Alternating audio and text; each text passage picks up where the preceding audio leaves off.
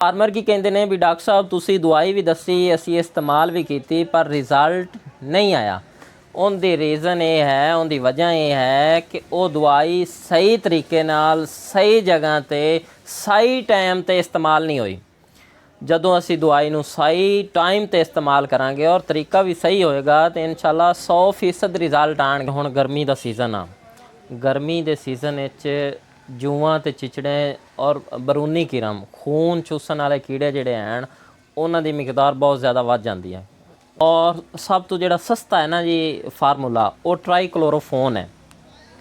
ट्राईक्लोरोफोन तकरीबन 30 रुपए का साशे मिल जाता है। 30 रुपए की छोटी पैकेट जी है ये मिल जाती है।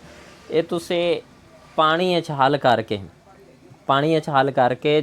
शावर के जरिए जानवर का मूँह और चेहरा बचा के उनके बाकी सारे जिसम ते तुसी स्प्रे कर सकते हो।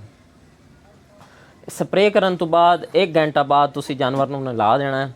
और ये इस्तेमाल करते हुए तुसी इस चीज़ का ख्याल रखना है कि जानवर जिहड़ा है वो या तो उन्होंने मूँह वालों तंग करके बनना है ताकि जानवर अपना मूँह पीछे करके अपने बॉडी नूं अपने जिसम नूं चट्टे ना, क्योंकि ये जहर है। अगर जानवर स्प्रे कर दी तुसी बेहतियाती की तो जानवर ने अपने जिसम नूं चट लिया, स्प्रे खा ली, नुकसान हो सकता है जानवर का।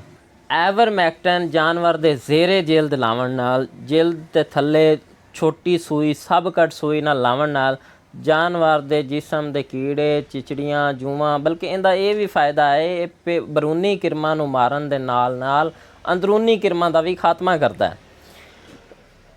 इनका लाने का तरीकाकार ये है भी टीके नूं ठंडा कर लेना, फिर इंतखाब ठंडे टाइम का करना है, सुबह टाइम या शाम टाइम।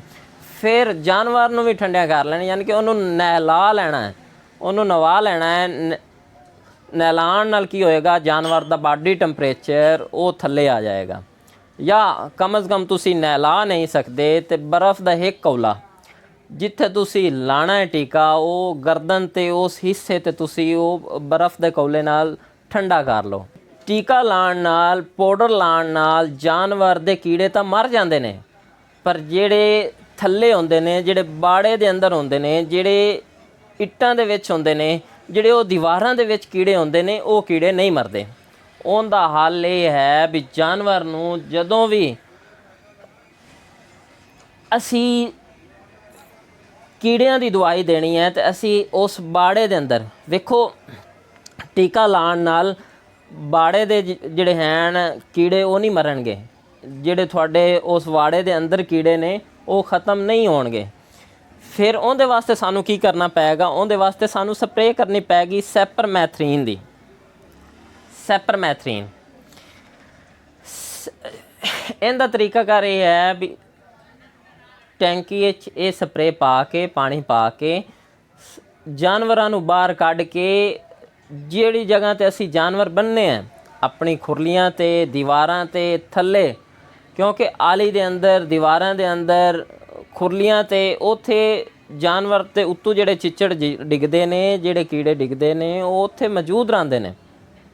अगर उस जगह ते भी असी स्प्रे कर देंगे तो जानवर के थल्ले दे कीड़े भी खत्म हो जाएंगे। स्टाफ का ये तरीकाकार है कि ये दवाई असी एक ड्रापर लै लेना, एक छोटा ड्रापर लै लेना है। उस ड्रापर दे विच इस दवाई नूं पा के जानवर की बैकबोन जिहड़ी है पिछली हड्डी रीढ़ की हड्डी जिन्हों असी कहने हैं उस रीढ़ की हड्डी ते 10 कतरे जिहड़े हैं वो जानवर के उत्ते असी लगाने ने।